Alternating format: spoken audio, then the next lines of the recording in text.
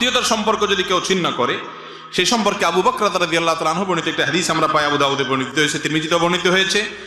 নবী সাল্লাল্লাহু আলাইহি ওয়াসাল্লাম বলেছেন, মা মিন যামবিন আজদারু আন ইউআজ্জিরাল্লাহু তাআলা লিসাহিবিহি আল উকুবা ফিদ দুনিয়া মা মা ইয়াদখিরু লাহু ফিল আখিরাহ মিথলাল বাগি ওয়া কাতিয়াতির রহিম।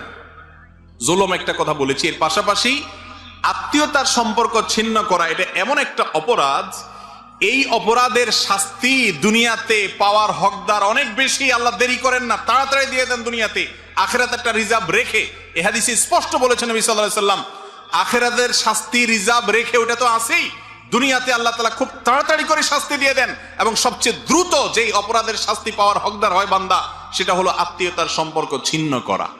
আত্মীয়তার সম্পর্ক ছিন্ন, এটা নিয়ে বিস্তারিত কথা বলা দরকার, কিন্তু আমার হাতে সময় নেই। সংক্ষেপে শুধু এটুকু বলছি, আমাদের সমাজে বহু মানুষ আত্মীয়তার সম্পর্ক ছিন্ন করে বসে আছে, টেরও পায় নাই, খবরও জানাই তার যে সে একটা কবিরা গুনাহ করে বসে আছে। আত্মীয়তার সম্পর্ক রক্ষা করা কি সুন্নত না ফরজ? ফরজ।